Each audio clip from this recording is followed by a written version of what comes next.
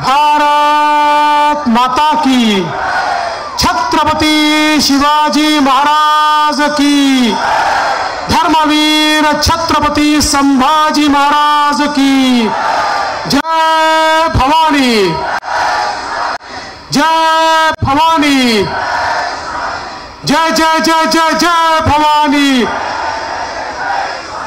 जय जय जय जय जय शिवाजी। हिंदवी स्वराज्याचे सरसंस्थापक छत्रपती शिवरायांना मानाचा मुजरा करतो। भारतीय राज्यघटनेचे शिल्पकार भारतरत्न डॉक्टर बाबासाहेब आंबेडकर यांना मानवंदना अर्पित करतो। खऱ्या अर्थानं ज्यांनी स्त्री शिक्षणाची मुहूर्तमेढ केली ते महात्मा ज्योतिबा फुले आणि क्रांती ज्योती सावित्रीबाई फुले यांच्या चरणी देखील नतमस्तक होतो। त्याचबरोबर ज्यांनी लोकांमध्ये अंगार फुलवला असे लोकशाहीर अण्णाभाऊ साठे यांना देखील नमन करतो। आज ज्यांची पुण्यतिथी आहे, खऱ्या अर्थानं ज्यांनी आम्हाला हिंदू असण्याचा गर्व शिकवला ते आमच्या सर्वांचे लाडके हिंदू हृदय सम्राट शिवसेना प्रमुख बाळासाहेब ठाकरे यांनाही पुण्यतिथीच्या निमित्ताने नमन करतो।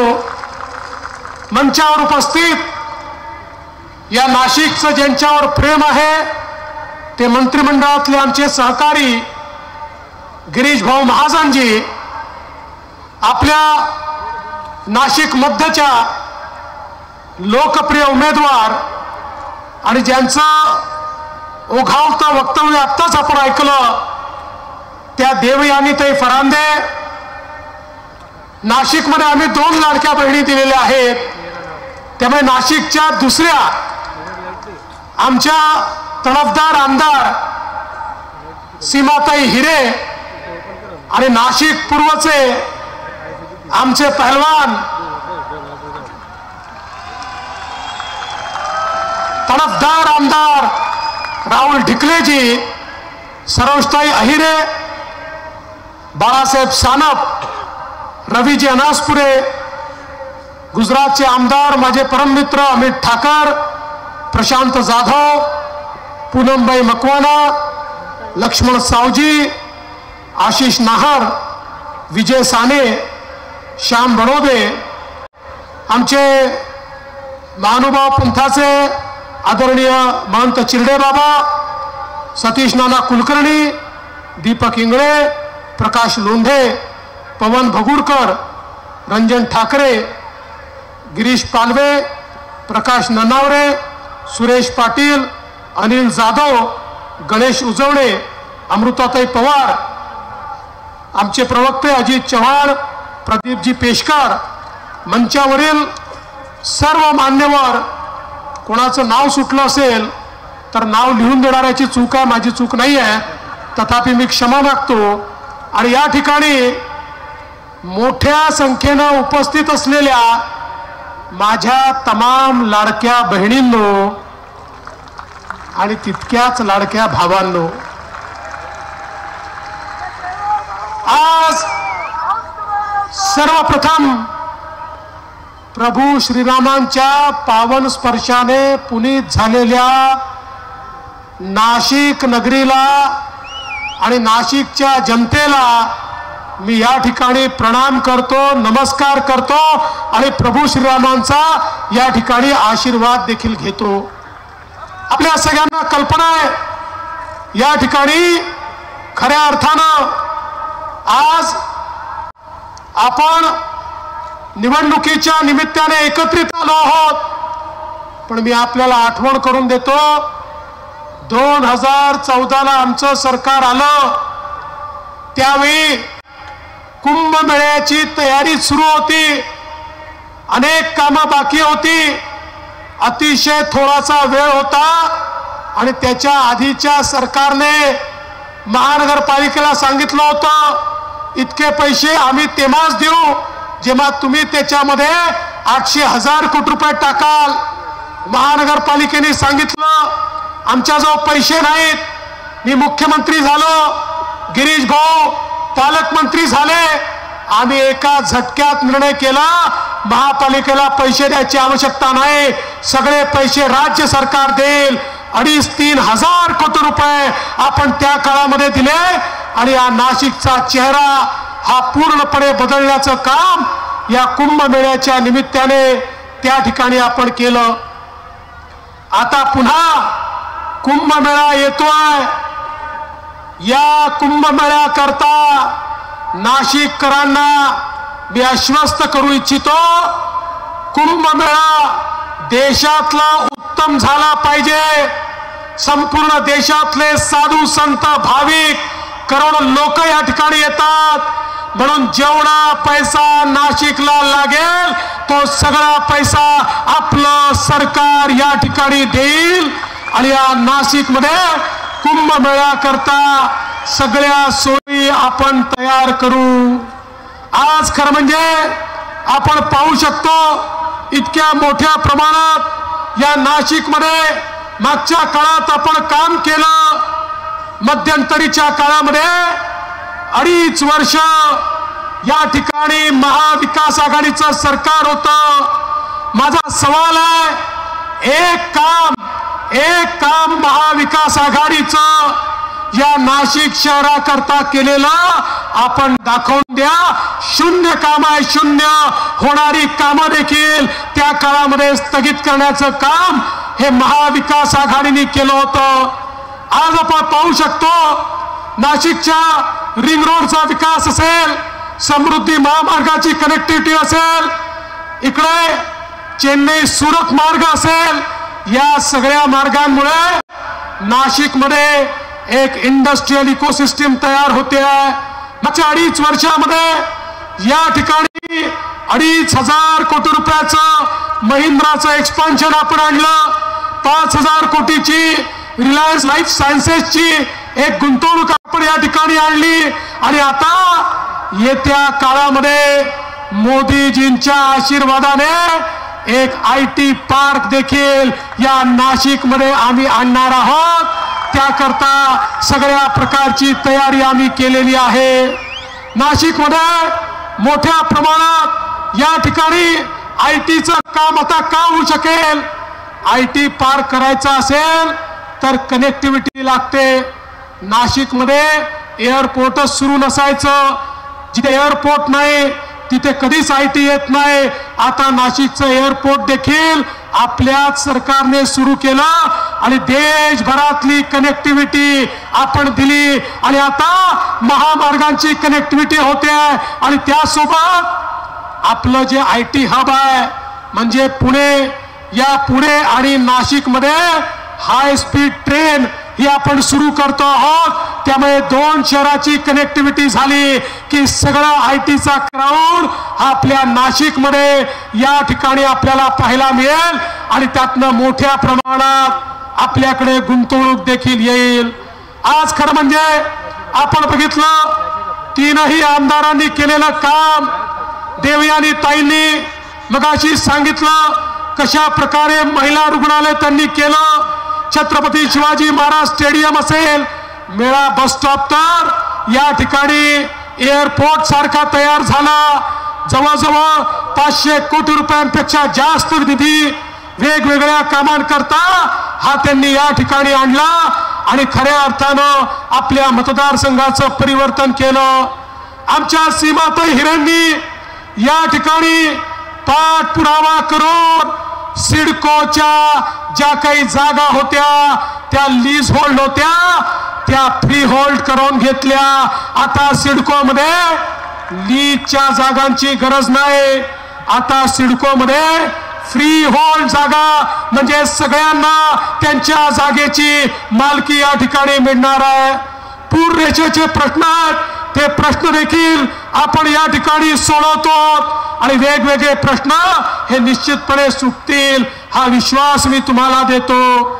आमचे राहुल ढिकले या ठिकाणी आहेत।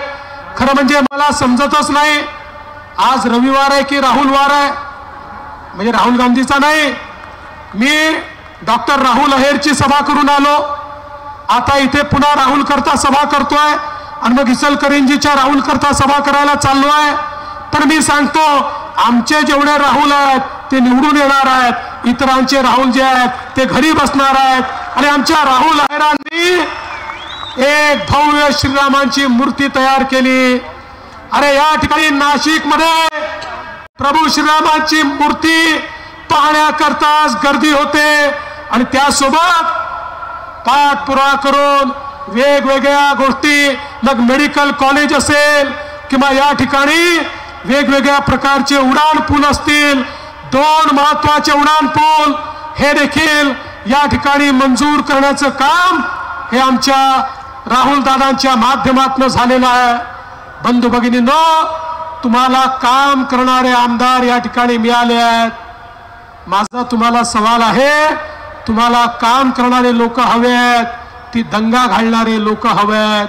तुम्हाला काम करणारे लोक हवे आहेत की अंडरवर्ल्ड सोबत पार्टनरशिप करणारे लोक हवे आहेत? तुम्हाला काम करणारे लोक हवे आहेत की ड्रग माफियाला संरक्षण देणारे लोक हवे आहेत? तुम्हाला काम करणारे लोक हवे आहेत की दाऊदच्या सोबत डान्स करणारे लोक हवे आहेत? हा सवाल माझा तुम्हाला आहे. आणि मग काम करणारे लोक हवे असतील तर भारतीय जनता पार्टी ही काम करणारा पक्ष आहे. महायुती ही परिवर्तन करणारी युती आहे. आमच्या तिन्ही आमदारांनी या ठिकाणी काम केलेलं आहे आणि आपल्या महायुतीने देखील केलेलं काम हे आपण सगळ्यांनी बघितलेलं आहे.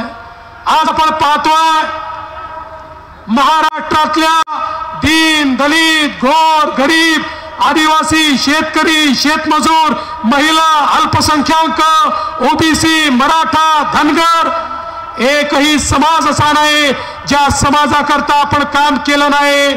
आपण दलित समाजाकरता बार्टी तयार केली, तर मातंग समाजाकरता आरटी तयार केली. आज आपण अमृत तयार केलं, तर तिकडे महाज्योती तयार केली. इकडे अण्णासाहेब पाटील आर्थिक विकास महामंडळ तयार केलं. समाजातल्या प्रत्येक स्तरातल्या ज्या लोकांकरता आपण केलेलं काम हे पथदर्शी आहे. या महाराष्ट्रामध्ये आमच्या ओबीसी समाजाकरता या सरकारने 48 GR काढले आणि ओबीसीचे या ठिकाणी 52 हॉस्टेल सुरू केले. आमच्या मराठा समाजाचं हॉस्टेल सगळ्यात मोठं या नाशिकमध्ये आपण सुरू केलं. आमच्या धनगर समाजाचं हॉस्टेल आपण या ठिकाणी सुरू केलं. आमच्या आमदारांनी केलेलं काम आणि आपल्या सरकारने केलेलं काम हे आपल्या सगळ्यांच्या समोर आहे. पण बंधू भगिनींनो, आज आपल्याला कल्पना आहे, आपल्या देशाचे प्रधानमंत्री माननीय मोदीजींनी आपल्याला एक मंत्र दिला. काय मंत्र दिला? मोदीजींनी मंत्र दिला की आपल्याला जर भारताला खऱ्या अर्थानं विकसित भारत करायचं असेल तर या भारतामध्ये राहणारी 50% लोकसंख्या म्हणजे आमच्या माता भगिनी, आमच्या महिला यांना जोपर्यंत सामाजिक आर्थिक परिवर्तनाचा केंद्रबिंदू आपण बनवत नाही तोपर्यंत भारतामध्ये परिवर्तन होऊ शकत नाही, विकसित भारत होऊ शकत नाही. आणि म्हणून मोदीजींनी बेटी बचाओ बेटी पढाओ पासून लखपती दीदी पर्यंत या ठिकाणी 14 कार्यक्रम आखले. आणि आपल्या महाराष्ट्राच्या सरकारने देखील आपल्याला माहिती आहे या ठिकाणी लेक लाडकी सारखी योजना आणली, ज्या योजनेच्या अंतर्गत घरी मुलगी जन्माला आली, मुलगी जन्माला आल्याबरोबर 5,000 रुपये, ती पहिल्या वर्गात गेली की 5,000 रुपये, ती 4थ्या वर्गात गेली की 7,000 रुपये, ती 11व्या वर्गात गेली की 8,000 रुपये आणि ती 18 वर्षाची झाली की 75,000 रुपये, असे 1,00,000 रुपये आपण त्या घराला या ठिकाणी देतो. आणि एवढंच नाही, आपण दुसरी योजना आणली. आज उच्च शिक्षणाचा खर्च वाढलेला आहे. आज 2 लाख 4 लाख 5 लाख फी भरावी लागते. आमच्या सामान्य मध्यमवर्गीयांच्या घरामध्ये, गरिबाच्या घरामध्ये एक मुलगा असेल एक मुलगी असेल, आई बाप विचार करतात आम्ही एकाला शिकवू शकतो, मुलाला शिकवतात, मुलीला सांगतात बाई आम्ही एकाला शिकवू शकतो, तुझं तर लग्नच करायचं आहे, तू घरी बैस. ती किती हुशार असली तरी तिला शिकवू शकत नाहीत. पण आम्ही आता आई बापाला सांगितलं, काळजी करू नका, मुलीला शिकवायला तुमच्याकडे पैसे नसतील तर मुलीचे मामा मुंबईच्या मंत्रालयात बसले आहेत, ते मुलीच्या पैशाचा खर्च करतील. आणि आम्ही निर्णय केला, मुलींना 2 लाख 4 लाख 5 लाख कितीही फी असली तरी मुलींचं शिक्षण हे पूर्णपणे मोफत करण्याचा निर्णय आपल्या सरकारने घेतला. आमच्या महिलांना एसटी मध्ये 50% कन्सेशन दिलं आणि त्यासोबत मुख्यमंत्री माझी लाडकी बहीण योजना ही देखील आपण आणली. बहिणींना महिलाला 1500 रुपये त्यांच्या खात्यामध्ये आपण देतो. माझ्या बहिणींना या ठिकाणी मला सांगायचं आहे, बहिणींनो, जसे आम्ही तुमचे सख्खे भाऊ आहोत तसे तुमचे काही सावत्र भाऊ देखील मार्केटमध्ये फिरतात. हे सावत्र भाऊ, उठावाले, राष्ट्रवादीवाले, तुतारीवाले, पंजेवाले, हे सगळे सावत्र भाऊ तुमच्या योजनेच्या विरुद्ध कोर्टामध्ये गेले आणि कोर्टामध्ये जाऊन अधिकृत यांचे निवडणूक प्रमुख हे कोर्टात जातात आणि त्या ठिकाणी सांगतात, लाडकी बहीण योजना म्हणजे पैशाचा चुराडा आहे, ही योजना बंद करून टाका. मी तुम्हाला सांगतो, आम्ही त्या ठिकाणी होतो, आम्ही बाजू मांडली आणि कोर्टाने सांगितलं ही योजना बंद होणार नाही, ही योजना सुरूच राहील. भगिनींनो, आता आपण ठरवलंय, पुन्हा सरकार आलं, 1500 रुपये नाही 2100 रुपये आपल्या लाडक्या बहिणींना या ठिकाणी आम्ही देणार आहोत. पण एकीकडे महिलांकरता आपण काम करतोय, समाजाकरता आपण काम करतोय, पण दुसरीकडे हे उबाठावाले, हे तुतारीवाले ध्रुवीकरण करतात, वोट जिहाद म्हणतात. मी तुम्हाला प्रश्न विचारतो, आपण लाडकी बहीण योजना आणली, कधी जातीचा धर्माचा भेद केला का? लाडक्या बहीण योजनेमध्ये आमच्या मुस्लिम बहिणींना आम्ही कधीतरी म्हटलं का आम्ही तुम्हाला देणार नाही, केवळ हिंदू बहिणींना देऊ? आम्ही हिंदू बहिणींनाही दिलं, मुस्लिम बहिणींनाही दिलं. हिंदू, मुस्लिम, शीख, ईसाई, बौद्ध, जैन कोणी असलं तरी देखील आम्ही त्यांना दिलं. पण दुर्दैवाने या ठिकाणी अशा प्रकारचे वक्तव्य चालले आहेत. हे लोक म्हणतात आता वोट जिहाद करा, वोट जिहाद करून यांना पाडा.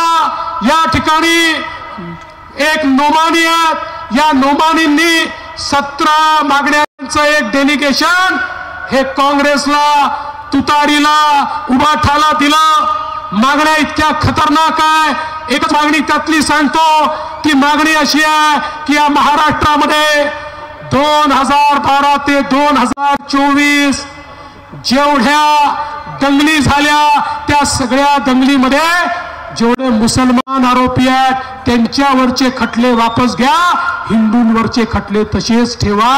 आणि याकरता या उबाठावाल्यांनी, तुतारीवाल्यांनी आणि काँग्रेसवाल्यांनी त्यांना लेखी दिलाय, तुमच्या 17 मागण्या आम्हाला मान्य आहे. आणि हे लेखी घेऊन आता ते सज्जाद नोमानी काय म्हणता बघा. आहे का रे व्हिडिओ? लाव जरा, लाव व्हिडिओ लाव. दस्तूर नहीं बदल पाएंगे, लेकिन मैं इस बात की तरफ भी तवज्जो दिलाना चाहता हूँ कि महाराष्ट्र के इलेक्शन ने ऐसी अहमियत हासिल कर ली है कि अगर यहाँ वो जीत गए हरियाणा की जीत के बाद, तो उसके बाद उनके हौसले बहुत बुलंद हो जाएंगे और फिर दिल्ली सरकार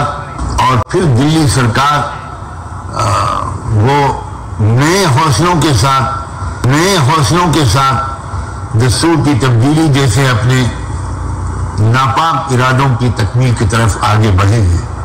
और अगर महाराष्ट्र में उनको शिकस्त हो गई तो इत्तलात के मुताबिक दिल्ली सरकार भी बहुत दिन तक नहीं ठहर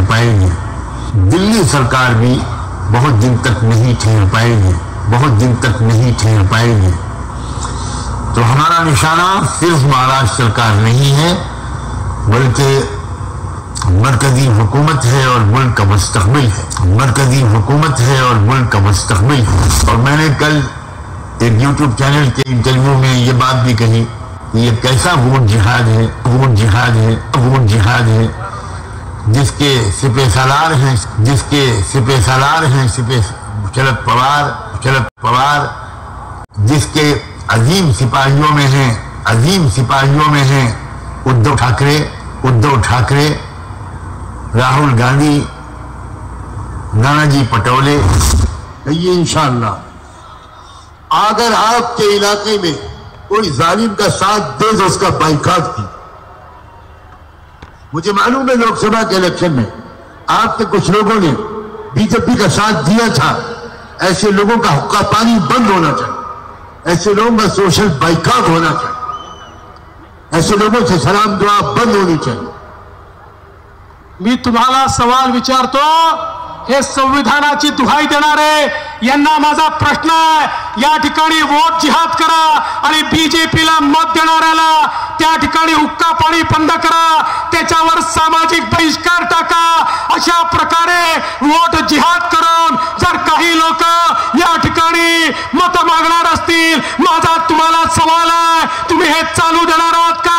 अरे आता हे जर वोट जिहाद करत असतील तर आपल्याला मतांचं धर्मयुद्ध हे करावं लागेल। ही आता वेळ आलेली आहे, आज जागला नाही तुम्हाला जगू देणार नाही, आज वाचला नाही तर तुम्ही वाचू शकणार नाही। ही निवडणूक या 3 उमेदवाराची नाही आहे, तुमच्या अस्तित्वाची निवडणूक आहे। आणि म्हणून तुमचं अस्तित्व वाचवायचं असेल तर 20 तारखेला कमळाचं बटन दाबा आणि यांचे नापाक इरादे याच ठिकाणी दफन करून टाका, ही तुम्हाला विनंती करतो आणि माझं बोलणं संपवतो। धन्यवाद। जय हिंद, जय महाराष्ट्र।